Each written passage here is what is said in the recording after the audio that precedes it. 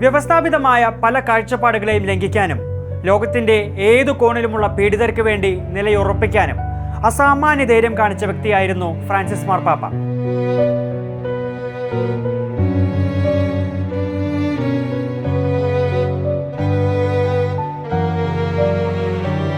പോപ്പായി തിരഞ്ഞെടുക്കപ്പെടുന്നതിന് മുൻപ് Buenos Aires രൂപതയുടെ തലവനായിരുന്നു അദ്ദേഹം. ലാറ്റിൻ അമേരിക്കയിൽ നിന്നുള്ള ആദ്യത്തെ പോപ്പ്, ക്രിസ്തീയ സന്യാസി സമൂഹമായ ഈശോ സഭയിൽ നിന്നുള്ള ആദ്യത്തെ പോപ്പ് എന്നീ നിലകളിലും അദ്ദേഹം ശ്രദ്ധേയനായിരുന്നു. തീർത്തും യാഥാസ്ഥിതികനാണെന്ന് വിശേഷിപ്പിക്കപ്പെടുമ്പോഴും യഥാർത്ഥത്തിൽ ലോകം അങ്ങനെയല്ല മാർപ്പാപ്പയെ കണ്ടിരുന്നത്. മാർപ്പാപ്പയുടെ കാഴ്ചപ്പാടുകളിൽ എപ്പോഴും പുരോഗമനപരമായ പല നിലപാടുകളും ഉണ്ടായിരുന്നു. അതായിരുന്നു ഫ്രാൻസിസ് മാർപ്പാപ്പയെ ഏറ്റവും ശ്രദ്ധേയനാക്കിയതും. കത്തോലിക്ക സഭയിലെ സാധാരണക്കാരുടെയും സ്ത്രീകളുടെയും പങ്കാളിത്തം ഉയർത്താനുള്ള പോപ്പ് ഫ്രാൻസിസിന്റെ നിലപാടുകൾ ശ്രദ്ധേയമായിരുന്നു. മുതലാളിത്തത്തെക്കുറിച്ചുള്ള അദ്ദേഹത്തിന്റെ വിമർശനങ്ങളും വളരെ ശ്രദ്ധേയമായിരുന്നു. ലാദാത്തോ സേ എന്ന ചാക്രിക ലേഖനത്തിൽ ആഗോളവത്കരണം അടിച്ചേൽപ്പിച്ച സാമ്പത്തിക അനീതികളെക്കുറിച്ച് പോപ്പ് ഫ്രാൻസിസ് വിശദമാക്കിയിരുന്നു.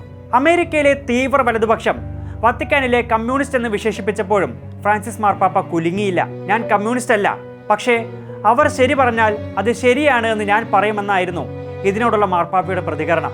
അഭയാർത്ഥികൾക്കും കുടിയേറ്റക്കാർക്കും നൽകിയ പിന്തുണയിലൂടെയും ഫ്രാൻസിസ് മാർപ്പാപ്പ ലോകത്തിന്റെ ആദരവ് പിടിച്ചുപറ്റി. ലാറ്റിൻ അമേരിക്കയിലെ വിമോചന പോരാട്ടങ്ങളോട് അനുഭാവം പ്രകടിപ്പിച്ച മാർപ്പാപ്പയുടെ സമീപനവും ഏറെ ചർച്ചയായിരുന്നു. ദരിദ്രരോടുള്ള അദ്ദേഹത്തിന്റെ ഉത്കണ്ഠ ശ്രദ്ധേയമായിരുന്നു. വത്തിക്കാൻ പ്ലാസയെ ഭവനരഹിതരുടെ അഭയകേന്ദ്രമാക്കി അദ്ദേഹം മാറ്റി. അവരെ തെരുവിലെ പ്രഭുക്കന്മാരെന്ന് അദ്ദേഹം വിളിച്ചു.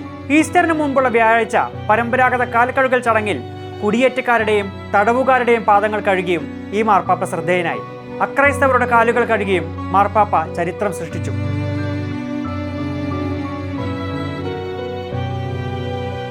സ്വർഗാനുരാഗികളോടും ലെസ്ബിയൻ കത്തോലിക്കരോടും കൂടുതൽ സ്വാഗതാർഹമായ മനോഭാവം പ്രകടിപ്പിച്ച മാർപ്പാപ്പയായിരുന്നു പോപ്പ് ഫ്രാൻസിസ്.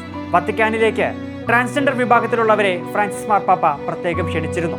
ഏറ്റവും പ്രധാനമായി രേഖപ്പെടുത്താനുള്ളത് മാർപ്പാപ്പയ്ക്ക് ഗാസയോടും പലസ്തീനികളോടും ഉണ്ടായിരുന്ന അനുകമ്പയാണ്.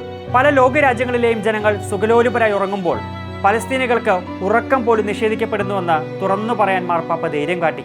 ഏപ്രിൽ 20 ഈസ്റ്റർ ദിനത്തിൽ പോലും ഗാസയിൽ സമാധാനം വേണമെന്നും വെടിനിർത്തൽ ഉടൻ ഉണ്ടാകണമെന്നും പാപ്പ ആഹ്വാനം ചെയ്തു. ഗാസയിൽ പലസ്തീനികൾക്ക് നേരെ നടക്കുന്നത് അമാനുഷികമായതും മനുഷ്യത്വരഹിതമായതുമായ ആക്രമണങ്ങളാണെന്ന് പാപ്പ ഒരു മടിയുമില്ലാതെ തുറന്നു പറഞ്ഞു.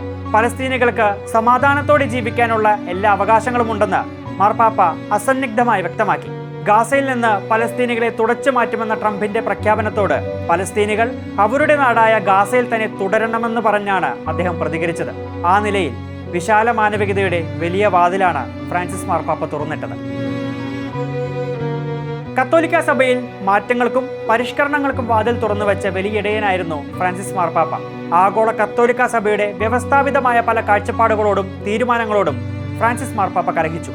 അത്തരത്തിൽ ഒരു പരിഷ്കരണവാദിയെയും കൂടിയാണ് ലോകത്തിന് നഷ്ടമായിരിക്കുന്നത്.